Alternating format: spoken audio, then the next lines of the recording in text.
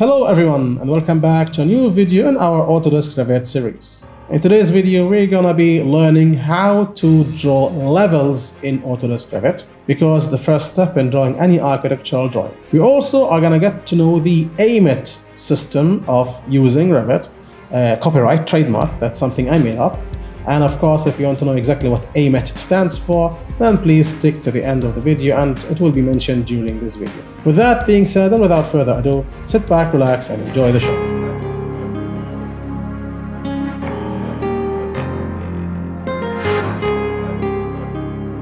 Okay, so today we are going to do some architectural drawing in Revit. Now, a disclaimer, I am not an architect, I'm a structural engineer, so I don't have a lot of architectural abilities. To amend that, to deal with the issue, I asked Gemini, AI basically, to create me an architectural drawing for a 2-story concrete villa. And that's what I got. Now, of course, there is all kinds of problems with the Gemini Nano Banana, I think it's called, created image. For example, you can see that those images look nice, but in reality, they are not correct. I mean, for example, here, you can see that there is a door here, but there is no door here. You can see there is some sort of thing here which exists, but then there is nothing at the top, so it doesn't exist. You can see there are all kinds of continuity problems with Gemini. The reason why I have this is because I want to get inspiration. I'm not gonna stick to this drawing to the T. However, for a structural engineer, I lack the ability to produce amazing architectural drawings. So I asked AI to basically tell me or suggest to me a drawing, and I'm gonna basically try to draw something like it. Otherwise, I would have to take a drawing from another architect and I don't want to basically have any copyright problems. So I basically used AI to create something. Of course, it doesn't fit. I mean, look at the dimensions even. I can't even read what this is. So I'm just going to use those two drawings for inspiration to create my drawing on Revit. So let's start with Revit. I'm going to click on New to start a new project. I'm going to basically click on Metric Multidiscipline because I use the metric units. If you use Imperial, you can use Imperial Multidiscipline. I'm going to select Metric Multidiscipline from the template file. Please notice that I'm using the Autodesk Revit 2027 edition. So if I click on OK now, it will take some time for loading. So you can see it loaded the default settings from Revit and template. And I want to quickly mention mouse moves. Now the mouse moves in Revit are a tad similar to what you saw on AutoCAD. There is a video I've explained the mouse skills in. I'm going to link it to the top right. But I'm going to go to the 3D view. You can see here all kinds of views. Those come preloaded with the template. They are not created by me. They are created by the template.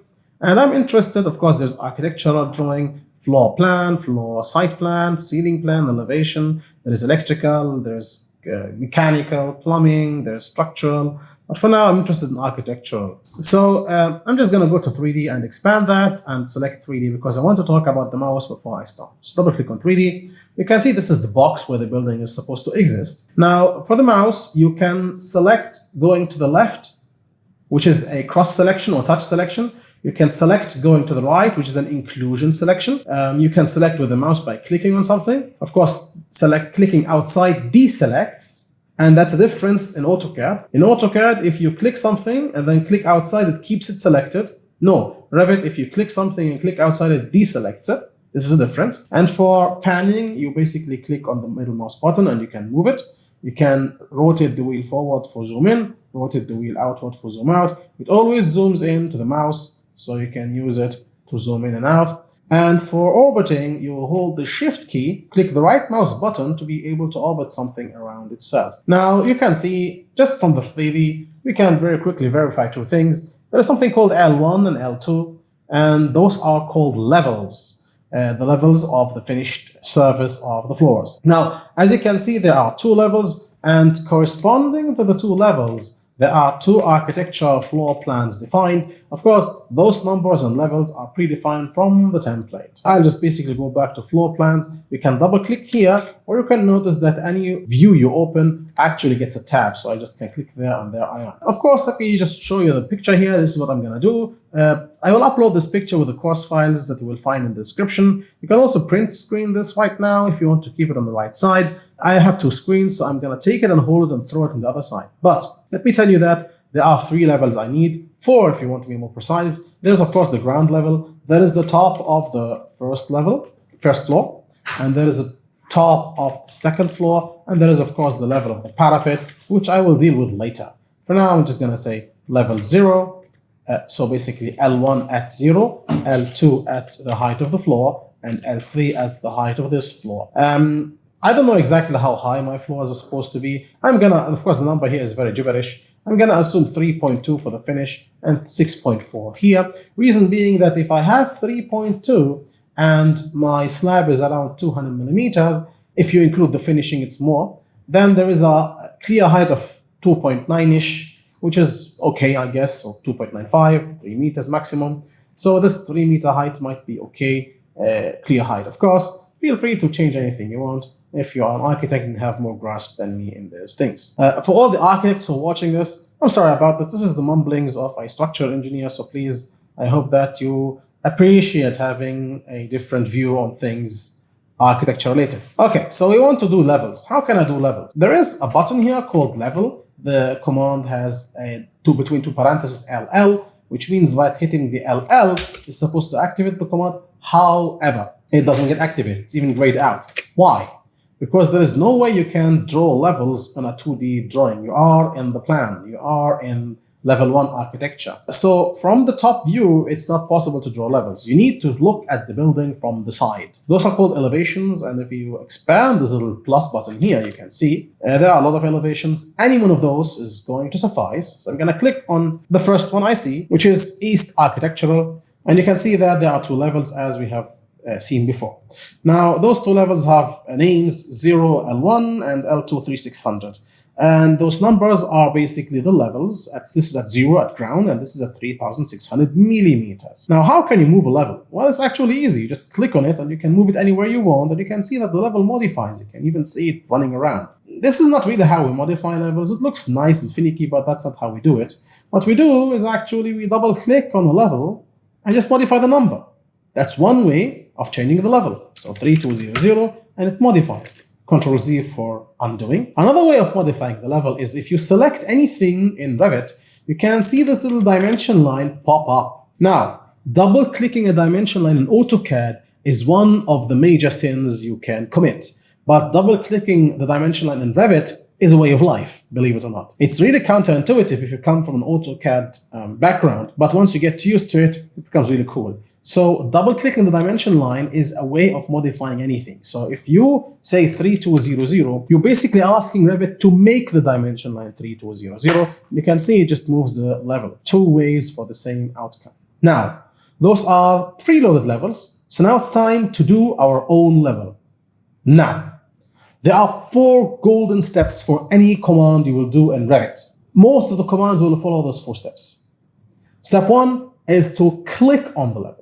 Click on the command. So let me push escape to exit the command. The step 1 is to call the command. Step 2 is to verify the settings of the command. Step 3 is to execute the command.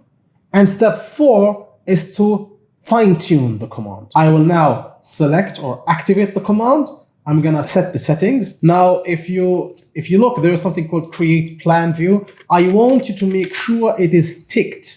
Because if it is not ticked, then it will create a level without creating a corresponding architectural plan, which will cause all kinds of problems when we come to draw our stuff. I want you to make sure that when you ask or activate the level command, that you double check your settings and make sure that create plan view is activated. So step 1, select the level. Step 2, check the settings. Step 3, just execute. And I'm just gonna execute randomly, believe it or not. I'm just gonna, I want the level to be 6,400, but now I'm gonna go all the way here. It doesn't matter. You can see 10,500 on the dimension line. It doesn't matter. I'm gonna click from here to here, okay? I'm gonna execute the command, which I did now. And now I can hit the escape button, by the way. And then step 4 is to fine tune and modify, because I randomly executed the command. Obviously, the outcome of this command is not really what I want. I mean, first of all, the distance is incorrect. Second of all, it doesn't even look cool. So let's deal with looks first. Now, I'm going to modify this stuff, so I will select the level. I'm going to ask for a style, not to be no head, but to have a style. So how do I make a style out of it? Well, I'm going to click on this, and I'm going to ask him for a certain style. Now, I know for a fact that those have a style of 8mm head. So if you select the level and then select the style from the properties window, you will take a lot of time in the properties window. You better get used to this. I'm gonna select for 8mm head, and you can see that, okay, things are changing, but they're not perfect, but they're changing. Okay, you can see that there is this symbol here, you can see that there is a letter, there is a number, so things are looking better, but I'm a perfectionist, so you can see it doesn't look really that good. You can see that those two dudes are kind of offsetted, whereas this dude is not offsetted. So why? What gives? Well, the idea is, of course, I need to select my item first because I want to modify that item. The idea isn't the extent here and the properties. The extension is all the way until the scope box is none. The extents here have nothing, so it's not extended to anywhere. If you click on extends, you can see two options: grids and levels and views overall. Grids and levels basically aligns them with all the grids and levels. They have a hidden rule where they should align themselves. You can even, for fun, just click on view overall, which will make it look ugly, because you can see now that it extends at beyond the view all the way here, which is not what we want. We want it to be aligned with the grids and levels, so this looks nice and crisp. Now, of course, this level is random. We want it to be at 6,400 because it's a double of 3,200. There are two options for doing that thing. Either you double click here and modify to 6,400, or you go to the dimension line and perform the AutoCAD Ultimate Sim by double clicking the dimension line and asking for 3,200, which is what I'm doing here. I kind of, because I'm coming from, it's very funny. Because I'm coming from an AutoCAD background, I kind of feel pleasure in double clicking the dimension line and writing the number here, because this is the first time I legit can modify the dimension line without any negative repercussions, which is something I just wanted to mention. Okay, so now I have my levels. Now it's time to draw my walls. This is something we'll cover very soon in our next video, but for those of you who can't wait for the next video, let me give you a hint. The hint is, if you want to draw a wall, of course, you need to have your sketch or crookie. Of course, I don't have a sketch, I just use Gemini to create me something. And remember, I'm not going to follow them by the numbers because those dimensions don't make sense at all. I'm just going to use it for inspiration. Because, for example, this one is 1 meter, but in reality, the bathroom is 2 by 2.5. So the numbers don't add up. This is hallucinations. But it's better than nothing, I guess, because I'm not an architect. How am I planning to draw my walls in the future? First of all, I need to select the level, which is where I want to draw. Let's say level 1. So there we go, L1. Now here, remember the 4 steps of any command.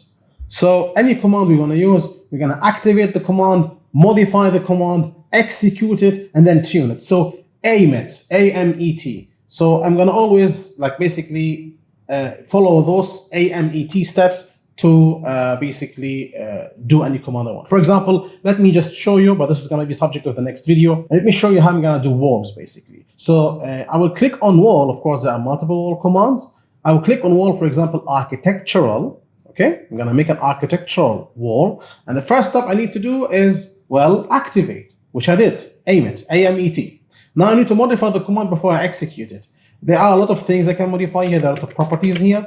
I will talk about the properties later. Then I will execute the wall and then I will fine tune the wall. So let me show you if I just ignore the steps and just stick by my AutoCAD skills by clicking the wall and then drawing something. Okay, so I'm just clicking the wall here.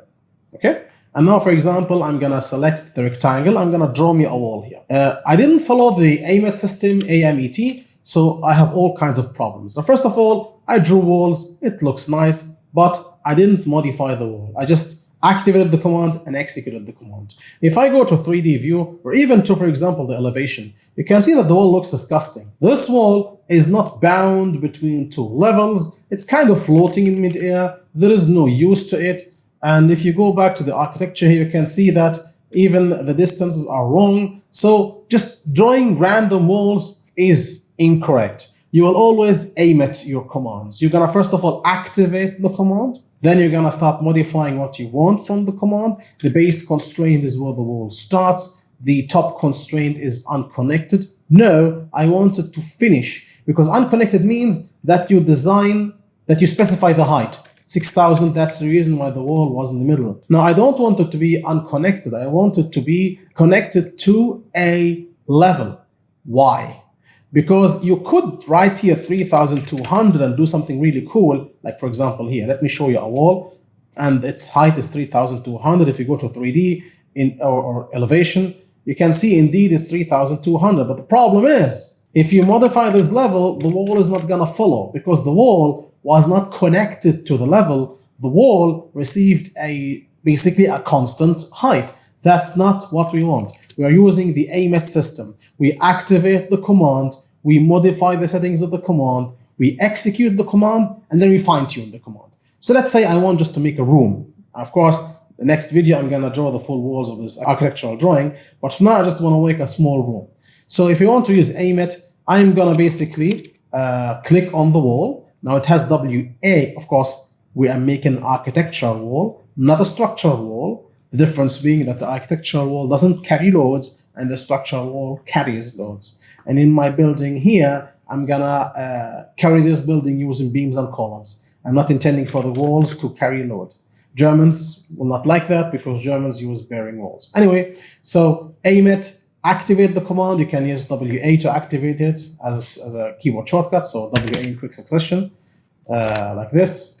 There we go. So the wall command is activated. Now I modify. I want the base constraint to be L1 and the top constraint to be L2. So the wall is going to be always up to level 2. You can even go for 2-story walls, but I will highly not recommend that because usually the architectural drawings from story 1 to story 2 differ. So now you can see that the unconnected height is automatically set to 3,200. And even if it is not, even if it's a random number, it doesn't matter because it's deactivated. It's going to be from L1 to L2. So I'm still in the M modification. I have drawn that thing. Now I'll go here and basically draw me a rectangle. So I click on rectangle. And now it's the E, execute AMET. So I'm going to click here and click here. There we go. Now I'm going to escape and end the command. And the final step of the command is fine tune. So let's say I want a room, a 5x5. If I click one of the walls, you can see a dimension line. Once again, you can modify the dimension line to 5,000 and click on this one. You get another dimension line, 5,000. There we go. That's my 5x5 room. You can see that the dimension lines are measured from the inside. If it's not, you can change that. But I will talk about the dimension lines and where they're measured and how they do that in the next video. For now, I just wanted to mention that that's our goal. We're gonna do this.